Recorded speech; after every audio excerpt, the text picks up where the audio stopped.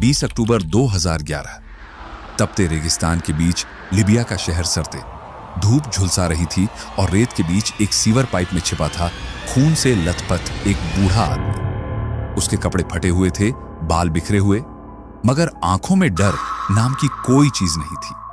उसके हाथ में थी सोने की चमचमाती पिस्तौल। ये कोई आम शख्स नहीं था, ये था कर्नल मुअम्मर गद्दाफी।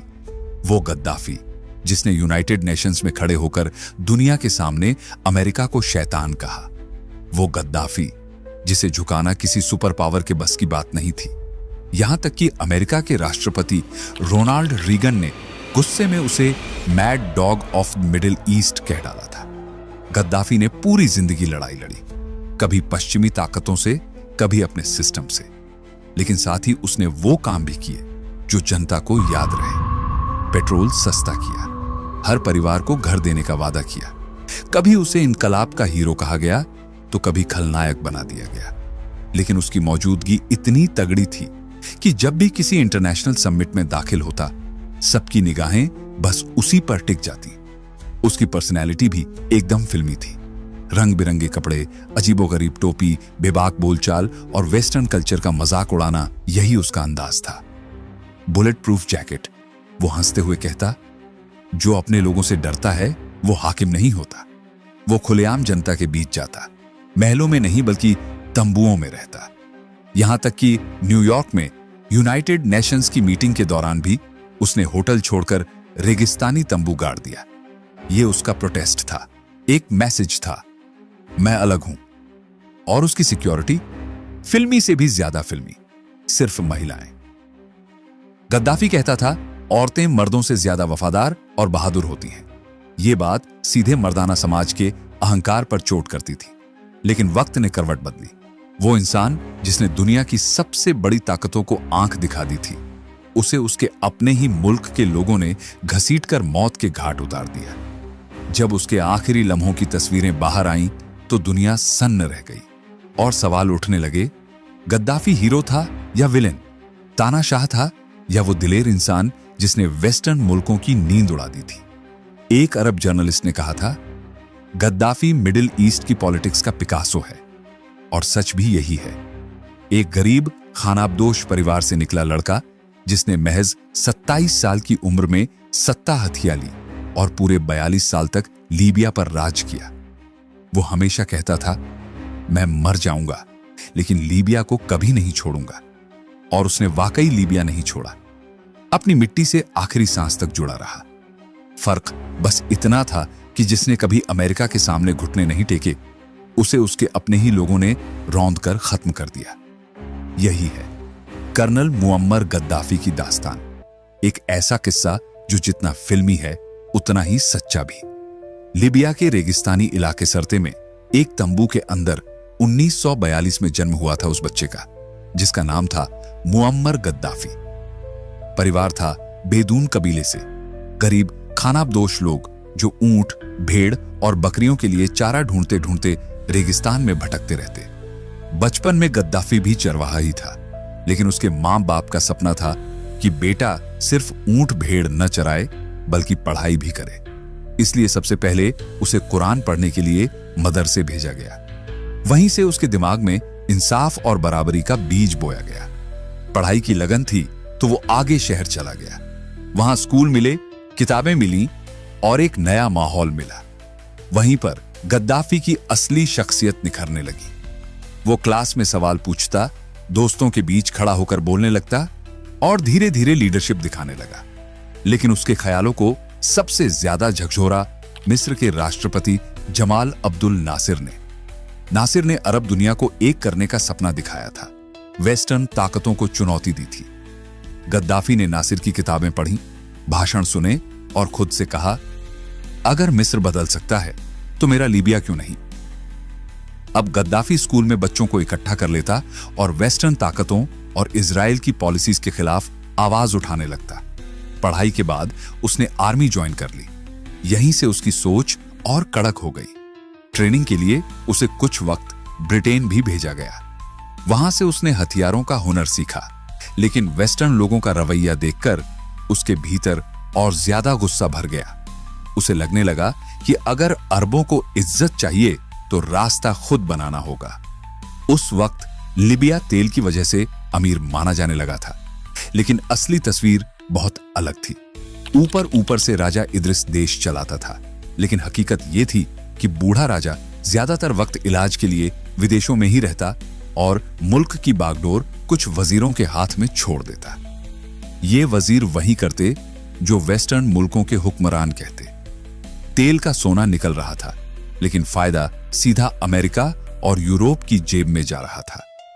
गांवों में गरीबी जड़ें जमा चुकी थी। नौजवानों के पास काम नहीं था। स्कूल और अस्पताल जर्जर हालत में पड़े थे। शहरों में थोड़ी बहुत रौनक थी, लेकिन वहां भी पैसा सिर्फ अमीरों तक सिमटा था। जनता बेचैन थी, गुस्से में थी, और उसी वक्त मिस्र से नासिर की आवाज गूंज रही थी।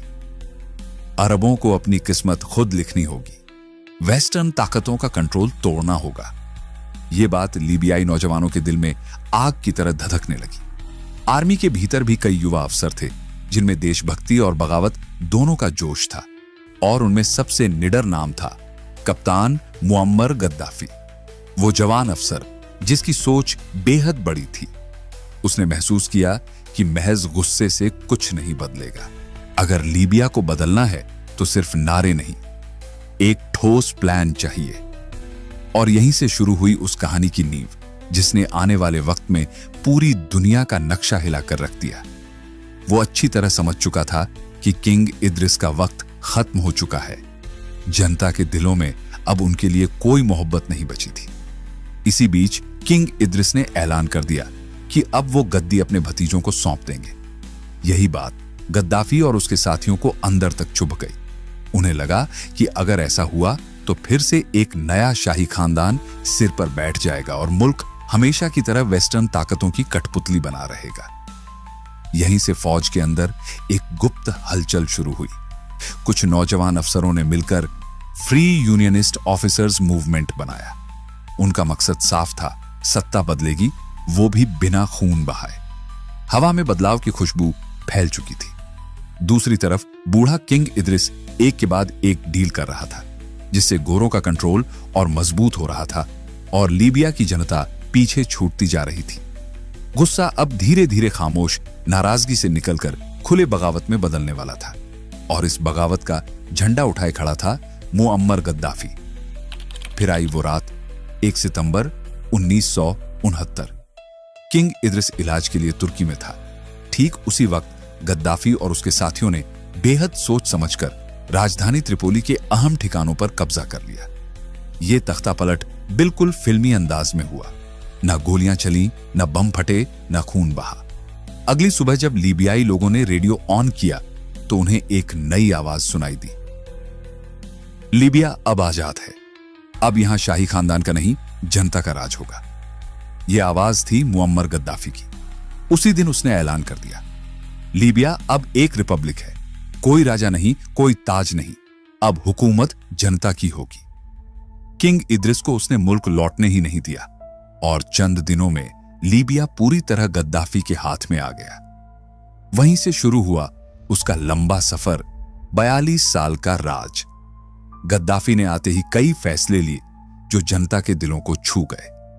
तेल से आने वाले पैसे को उसने वेस्टर्न कंपनियों के मुंह से छीनकर अपने लोगों के लिए इस्तेमाल किया। पढ़ाई, इलाज और बिजली सब मुफ्त कर दी। हर परिवार को घर बनाने के लिए मदद दी। शादी करने वाले जोड़ों को तोहफे दिए जाते। औरतों को अधिकार दिए। वो गरीबों की आवाज बन गया। अफ्रीका और अरब मुल्कों को जोड़ने की बात करने लगा। लेकिन वक्त के साथ साथ उसका कद जितना बढ़ता गया, दुश्मन भी उतने ही बनते गए। उसके बेखौफ अंदाज ने अमेरिका और यूरोप को तो खफा किया ही, कुछ अरब मुल्क भी उसकी राह के दुश्मन बन गए। वो जवान, करिश्माई और बिंदास आर्मी अफसर अब पूरी दुनिया को खटकने लगा था। गद्दाफी मिस्र के राष्ट्रपति जमाल अब्दुल नासिर से बेहद प्रभावित था। नासिर की तरह उसने भी अपने आप को कैप्टन से प्रमोट करके कर्नल बना लिया। जैसे नासिर के लिए स्वेज कैनाल एक बड़ी लड़ाई थी, वैसे ही गद्दाफी के लिए लीबिया का तेल एक इनकलाबी हथियार था। 1950 के आखिर में जब लीबिया में तेल के बड़े भंडार मिले तो उन पर काबिज हो गईं विदेशी कंपनियां। ये कंपनियां दाम खुद तय करती और मुनाफे का आधा हिस्सा अपने मुल्क ले जाती। लीबियाई जनता बस धूल फांकती रह जाती।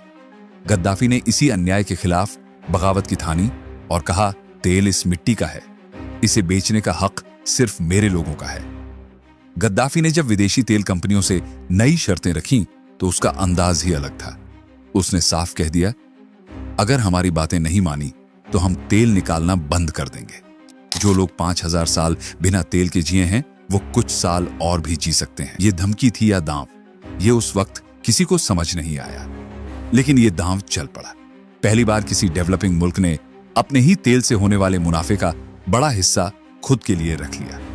लीबिया का कदम बाकी मुल्कों के लिए एक मिसाल बन गया और फिर 70 का दशक अरब पेट्रो बूम के नाम से याद किया गया। लीबिया को इसका सीधा फायदा मिला। यहां से निकलने वाला काला सोना गल्फ कंट्रीज के बराबर था, लेकिन आबादी बहुत कम, 3 लाख से भी नीचे। इतनी कम आबादी पर इतनी बड़ी दौलत बरसने लगी कि मुल्क की सूरत ही बदल गई। फिर आया साल 1973। अरब इजराइल जंग छिड़ी और अरब मुल्कों ने अमेरिका और यूरोप को तेल सप्लाई कम कर दी। कीमतें आसमान छूने लगी। लीबिया हर दिन करोड़ों डॉलर कमाने लगा, लेकिन गद्दाफी ने इस दौलत को सिर्फ अमीरों की जेब में जाने नहीं दिया। उसने ऐलान किया, यह पैसा महलों पर नहीं, झुग्गियों पर खर्च होगा। अब गांव-गांव स्कूल और अस्पताल बनेंगे। जो शादी करेगा उसे सरकार से तोहफा मिलेगा। हर परिवार को घर मिलेगा और खेती करने वालों को बिना ब्याज का कर्ज मिलेगा। लीबिया में पेट्रोल इतना सस्ता हो गया कि लोग मजाक में कहते, पानी से भी सस्ता है। उस वक्त की हालत ऐसी थी कि जहां अफ्रीका के कई मुल्क भूख और गरीबी से टूट रहे थे, वहीं लीबिया अफ्रीका का सबसे अमीर मुल्क कहलाने लगा। औसतन हर आदमी की आमदनी पूरे अरब और अफ्रीकी मुल्कों में सबसे ज्यादा थी। गद्दाफी यही नहीं रुका। उसने अरब मुल्कों को सीधा चैलेंज दिया। बोला, हम तेल बेचते हैं और डॉलर में कमाते हैं, लेकिन डॉलर का कंट्रोल वेस्टर्न ताकतों के पास है। अब वक्त आ गया है कि हम सोने पर बेस्ड अफ्रीकी करेंसी बनाएं, ताकि हमारी इकोनॉमी उनकी पकड़ से बाहर हो जाए। यही आइडिया आगे चलकर उसकी जान का दुश्मन बन गया। लेकिन उस वक्त लीबियाई जनता उसे सिर्फ एक लीडर नहीं बल्कि रहनुमा मानने लगी थी। लोग कहते, अगर गद्दाफी ना होता तो हम अब भी गुलाम ही रहते। और गद्दाफी भी हर बार कहता, मैं राजा नहीं हूं, मैं आवाम की आवाज हूं। हालांकि वक्त बीतते उसे समझ आया कि सारे अरब देशों को एक झंडे के नीचे लाना आसान नहीं है। उसने अपने अरब यूनिटी वाले सपने को यहीं रोक दिया और गल्फ मुल्कों की चकाचौंध और दिखावे की राह से भी दूरी बनाए रखी। अब उसका मकसद था लीबिया को एक नई सियासी सोच देना। यहीं से गद्दाफी के दिमाग में एक बड़ा ख्याल आया। उसने एक थ्योरी बनाई, थर्ड यूनिवर्सल थ्योरी। उसका कहना था कि दुनिया अब तक 2 रास्तों में बंटी रही है, कैपिटलिज्म और कम्युनिज्म, लेकिन इन दोनों की अपनी अपनी कमजोरियां हैं। गद्दाफी का दावा था कि उसकी थ्योरी इन कमजोरियों को दूर करेगी और दुनिया को एक नए सियासी, सोशल और इकोनॉमिक रेवोल्यूशन की तरफ ले जाएगी, जहां दबे कुचले इंसान को सच्ची आजादी मिलेगी। उस वक्त गद्दाफी का अंदाज ऐसा था कि लोग उसे सिर्फ सुनते ही नहीं बल्कि मानते भी थे। वो अब सिर्फ एक हुक्मरान नहीं बल्कि एक आइडिया बन चुका था। गद्दाफी ने जब अपनी सोच को एक किताब में ढाला और उसका नाम रखा ग्रीन बुक, तो उसने दावा किया कि यह किताब लोगों को इंसाफ दिलाएगी और दुनिया को एक नया रास्ता दिखाएगी। लेकिन हकीकत कुछ और थी। असल में यह किताब गद्दाफी के भाषणों का मजमुआ भर थी। जिस किताब को आजादी और बराबरी का मैनिफेस्टो कहा गया, उसी पर इल्जाम लगने लगे कि यह सिर्फ लीबिया की जनता को काबू में रखने का एक तरीका है। इस किताब में कहा गया कि मुल्क की समस्याओं का हल इलेक्शन जैसे सिस्टम से नहीं होता। गद्दाफी का कहना था कि असली डेमोक्रेसी तब होगी जब लोगों की छोटी छोटी कम्युनिटीज होंगी जो मुल्क के हर हिस्से को कंट्रोल करेंगी। उसने इस सिस्टम को एक सुंदर गाड़ी के पहिए से तुलना करते हुए समझाया। उसके मुताबिक सबसे बाहर का घेरा था बेसिक पॉपुलर कांग्रेस, जो पीपल्स कमेटियां बनाती और फिर यह रिपोर्ट ऊपर भेजती। बीच में बैठा होता था एक जनरल सेक्रेटेरिएट, जिसे गद्दाफी असली डेमोक्रेटिक सेंटर बताता था, लेकिन जमीनी हकीकत इससे बिल्कुल उलट थी।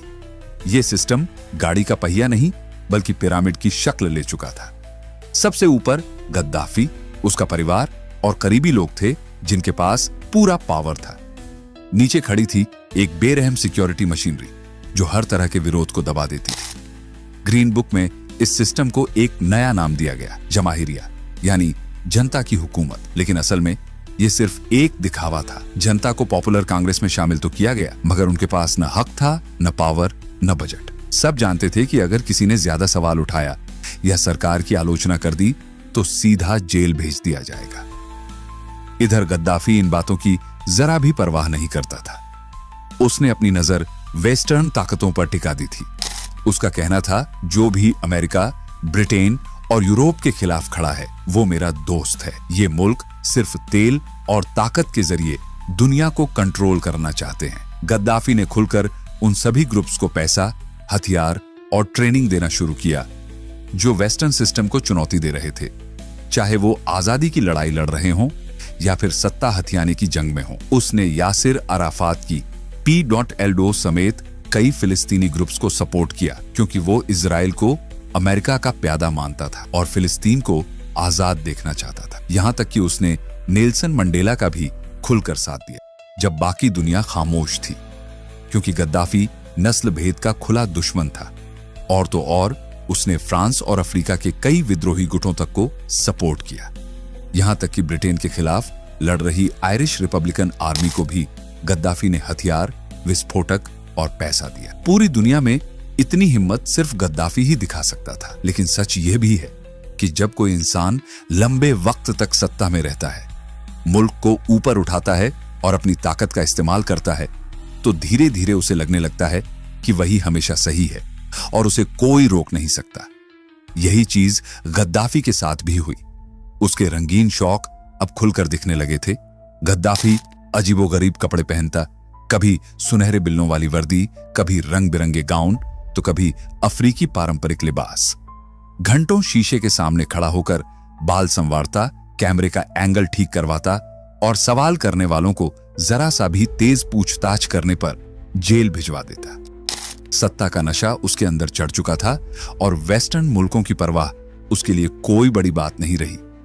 यही थोड़ी सी लापरवाही उसकी सबसे बड़ी गलती बन गई, क्योंकि अमेरिकी और यूरोपीय तंत्र हमेशा ऐसे ही मौके तलाशते रहे कि कैसे गद्दाफी को नियंत्रित किया जाए। अमेरिका ने आरोप लगाया कि जर्मनी के किसी नाइट क्लब में हुए एक धमाके में अमेरिकी सैनिक मारे गए थे। फिर 1986 में अमेरिका ने ऑपरेशन एल डोराडो कैनियन चलाकर लीबिया पर हवाई हमला किया, जिसमें कथित तौर पर उसके परिवार के कुछ सदस्य मारे गए। कुछ रिपोर्टों में एक छोटी बच्ची का भी जिक्र है, पर इस बात पर विवाद है। अगले दिन गद्दाफी टुकड़ों में नहीं बिखरा। उसने ठान लिया, मैं मौत से नहीं डरता, मैं लीबिया के लिए जीऊंगा और मरूंगा। और उसने खुलकर कहा, मैं अमेरिका को तबाह कर दूंगा। इसके बाद उसने दुनिया भर के उन गुटों का खुलकर साथ देना शुरू किया जो वेस्टर्न सिस्टम को चुनौती दे रहे थे। फिलिस्तीनी आंदोलनों से लेकर कुछ हद तक उन विद्रोही और सैन्य समूहों तक जिनके साथियों का नाम बाद में इतिहास में उभरा। फिर आया वो काला दिन, 1988 की सर्द रात, जब पैन एम फ्लाइट 103 पर बम फट गया और क्लिपर उड़ान स्कॉटलैंड के लॉकरबी के ऊपर हवा में ही बिखर गया। 270 लोगों की जान गई। यह घटना ब्रिटेन की जमीन पर अब तक का सबसे घातक हवाई आतंकवादी हमला बनी। जब लीबिया ने शुरुआती तौर पर 2 नागरिकों को स्कॉटलैंड को सौंपने से मना किया, तो संयुक्त राष्ट्र ने आर्थिक और राजनीतिक सैंक्शंस लगा दिए। सालों की कड़ी कूटनीति के बाद 1999 में आखिरकार 2 संदिग्ध सौंपे गए। एक अब्देल बासित अल मिगराही को दोषी ठहराया गया और दूसरे को बेकसूर पाया गया। 1990 के दशक के बाद जब दुनिया न्यूक्लियर हथियारों को लेकर और भी सतर्क हो गई, तो खबर आई कि गद्दाफी यूरेनियम एनरिच करके किसी तरह का न्यूक्लियर कार्यक्रम चला रहा है। और यह खबर अमेरिका और यूरोप के लिए लाल सिग्नल बन गई। लीबिया पर कड़े प्रतिबंध लगाए गए, उसकी विदेशों में जमा संपत्तियों को सीज किया गया और गद्दाफी का इंटरनेशनल चेहरा धीरे धीरे एक खतरनाक सनकी नेता के रूप में उभरने लगा। उसकी यात्राओं पर पाबंदी लगी और तेल की खरीद फरोख्त घटने लगी। 2000 के दशक में गद्दाफी की हरकतें अब सार्वजनिक मंचों पर भी विवाद खड़े कर देती थी। कभी किसी बैठक में पास बैठे नेता पर धुआं फेंक देना, कभी खाड़ी के शासकों को तीखा तंज कस देना, कभी खुद को अफ्रीका का बादशाह घोषित कर देना, सब कुछ सुर्खियों की चीज बन गया। लेकिन असली मोड़ तब आया जब 2003 में अमेरिका ने इराक पर हमला किया और सद्दाम हुसैन को गिरा दिया। उस घटना ने गद्दाफी के अंदर डर जगा दिया। उसे लगा कि अगला निशाना वही हो सकता है। इसीलिए वह बातचीत के लिए अमेरिका के पास गया और बोला कि वह अपने कथित न्यूक्लियर कार्यक्रम को खत्म कर देगा। उसने अमेरिका और यूरोप से डील की कि न्यूक्लियर हथियार नहीं बनाएगा, उसके बदले आर्थिक पाबंदियां हटा ली जाएंगी। इसके बाद गद्दाफी ने कुछ बड़े पब्लिक प्रोजेक्ट्स शुरू किए। इनमें सबसे मशहूर था great man made river project, जिसमें साउथ लीबिया की जमीन के नीचे छिपा पानी निकालकर नॉर्थ के सूखे इलाकों तक पहुंचाया गया। यह आइडिया पुराने बंजारा तरीकों से निकला लगता था, लेकिन हकीकत में यह प्रोजेक्ट बन गया और अरब दुनिया का सबसे बड़ा इंजीनियरिंग चमत्कार कहलाया। त्रिपोली की फिजा में भी थोड़ा खुलापन नजर आने लगा। सालों से बाहर रह रहे लीबियाइयों को कहा गया, वापस आओ, अब न जेल होगी न सताया जाएगा। कुछ वक्त हालात सुधरे भी। गद्दाफी यूरोप के लीडर्स से हाथ मिलाने लगा, कैमरों के सामने हंसी ठिठोली करने लगा, लेकिन अंदर से उसकी वही तानाशाही वाली सोच जिंदा थी। जब लीबिया में डे ऑफ रेस की आवाजें उठी, गद्दाफी ने बड़ा अजीब ऐलान किया, मैं भी लोगों के साथ प्रदर्शन करूंगा, जैसे कि मैं खुद अपने खिलाफ क्रांति का लीडर हूं। ताकत अब जनता के पास है, मैं हुकूमत में नहीं हूं। लेकिन असलियत अलग थी। लोग अब सच में बदलाव चाहते थे। जैसे इजिप्ट में मुबारक गिरे और ट्यूनीशिया में बिन अली भागा, वैसे ही गद्दाफी को भी हटाने की चाहत जोर पकड़ रही थी। पहली तस्वीरें मगाजे से आईं। जोश से भरे नौजवान ग्रीन कलर की एक इमारत गिरा रहे थे। यह वही ग्रीन बुक का निशान था जिसे 70 के दशक से जनता पर थोपा गया था। उस किताब के नाम पर आजादी के बजाय गुलामी दी गई थी। अब लोग उस गुलामी को तोड़ रहे थे। जैसे जैसे बगावत बढ़ी, गद्दाफी को सच में अपनी ताकत खतरे में लगने लगी। उसने फिर से वही शक्ति दिखाई। इस बार निशाना सिर्फ चंद मुखालिफ नहीं, बल्कि पूरे पूरे शहर बन गए। जहां उसकी तस्वीरें फाड़ी गईं, वहां फौज और बाहर से लाए गए लड़ाके भेजे गए। ये बाकी नेशनल ट्रांजिशनल काउंसिल के झंडे तले लड़ रहे थे और गद्दाफी उन्हें कुचलना चाहता था। उसने बयान दिया, ये सिर्फ 17 साल के गुमराह लड़के हैं। रात में इन्हें गोलियां दी जाती हैं। इनके दूध और कॉफी में नशे की दवाइयां मिलाई जाती हैं। यहां तक कि गद्दाफी ने यूएन को भी नहीं छोड़ा। साल 2009 में न्यूयॉर्क में जनरल असेंबली की मीटिंग में उसकी स्पीच सिर्फ 10 मिनट की होनी थी, लेकिन उसने 1.5 घंटे से ज्यादा तकरीर झाड़ी। बीच में यूएन चार्टर के पन्ने फाड़े, मरोड़े और फेंक दिए। वो कैमरों के सामने चिल्लाता रहा। ये नजारे उसकी सनक और पागलपन की मिसाल बन गए। लेकिन हैरानी की बात यह थी कि इसके बावजूद वेस्टर्न लीडर्स और कंपनियां उससे डील करने में पीछे नहीं हटे। तेल और पैसे का खेल उन्हें उसके पागलपन से ज्यादा अहम लगता रहा। फिर दिसंबर 2010 में ट्यूनीशिया से बगावत की हवा चली। शुरुआत में लगा कि लीबिया इसकी चपेट में नहीं आएगा। गद्दाफी तो 4 दशक से ज्यादा वक्त से कुर्सी पर बैठा था। लोग भूल चुके थे कि उससे पहले वहां कौन था।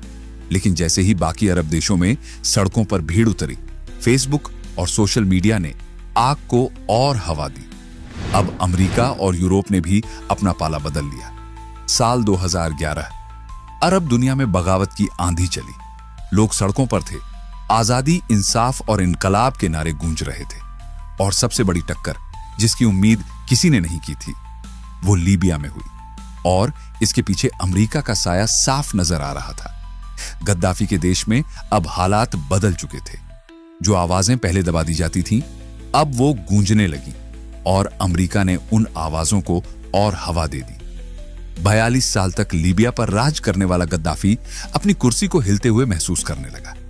शुरुआत हुई शहर बंगाजी से, जहां लोग सड़कों पर उतरकर उसके खिलाफ प्रदर्शन करने लगे। मगर गद्दाफी पीछे हटने वाला नहीं था। उसने ताना मारते हुए कहा, मैं एक एक को मार दूंगा। घर घर जाकर, गली गली, शहर शहर, दर दर हर फर्द को खत्म कर दूंगा। उसकी ये जिद ही उसकी सबसे बड़ी भूल साबित हुई। एक एक्टिविस्ट और वकील फती तराबेल की गिरफ्तारी ने आग में घी डाल दिया। तराबेल उन्हीं 1200 कैदियों के केस लड़ रहे थे जिन्हें त्रिपोली की जेल में बेरहमी से मार दिया गया था। उन कैदियों के घर वाले ज्यादातर बंगाजी से ही थे। इंसाफ न मिलने की कसक पहले से थी और जब 15 फरवरी 2011 को तराबेल गिरफ्तार हुए तो शहर की गलियों में मारे गए लोगों के पोस्टर लहराने लगे। बंगाजी प्रोटेस्ट का गढ़ बन गया और भीड़ गुस्से से उबलने लगी। गद्दाफी ने जनता पर गोलियां चलवा दी। टैंकों और फाइटर जेट से बमबारी होने लगी। मगर इस बार मामला सिर्फ लीबिया तक सीमित नहीं रहा, दुनिया देख रही थी। हालात बेकाबू होते ही यूनाइटेड नेशंस ने गद्दाफी के खिलाफ एक्शन की मंजूरी दे दी। अब अमेरिका, फ्रांस और ब्रिटेन जैसे मुल्क खुलकर मैदान में थे। नाटो की फौज ने गद्दाफी की सेना पर हमला बोल दिया। उसकी हुकूमत की दीवारें ईंट ईंट गिरने लगी। पूरा लीबिया खून और तबाही के समंदर में डूब गया। आखिरकार गद्दाफी को राजधानी छोड़नी पड़ी। त्रिपोली से भागकर वह अपने पैतृक इलाके सीरत में छिप गया। वहां से वह अपने वफादारों के साथ एक काफिले में निकलने की कोशिश करता है, लेकिन नाटो के ड्रोन ने उसकी गाड़ियों पर मिसाइल बरसा दी। गद्दाफी किसी तरह बचकर पास के ड्रेनेज पाइप में जा छिपा, मगर बागियों को उसका ठिकाना मिल चुका था। जब उसे उस पाइप से घसीटकर बाहर निकाला गया तो उसका चेहरा खून से सना हुआ था। कपड़ों पर खून के छींटे थे और वह हांफते हुए कह रहा था, मैंने तुम्हारा क्या बिगाड़ा है, मैंने क्या किया है तुमसे। लेकिन बागियों का गुस्सा काबू से बाहर था। किसी ने घूंसा मारा, किसी ने लात, और कुछ देर बाद भीड़ में से चली एक गोली ने गद्दाफी की सांसें हमेशा के लिए रोक दी। वो मिट्टी में लथपथ गिर पड़ा और यहीं खत्म हो गया एक ऐसा दौर जिसने कभी अमेरिका और वेस्टर्न ताकतों की आंखों में आंख डालकर बात की थी, जिसने लीबिया को दुनिया के ताकतवर मुल्कों की कतार में लाने की कोशिश की थी। मगर हैरत यह रही कि जिसे 2000 के दशक में वेस्टर्न मुल्क अपना साथी मानते थे, क्योंकि गद्दाफी इस्लामिक टेररिज्म के खिलाफ खड़ा था और यूरोप में गैर कानूनी माइग्रेशन रोकता था, वही गद्दाफी 2011 आते आते अचानक पागल तानाशाह करार दे दिया गया।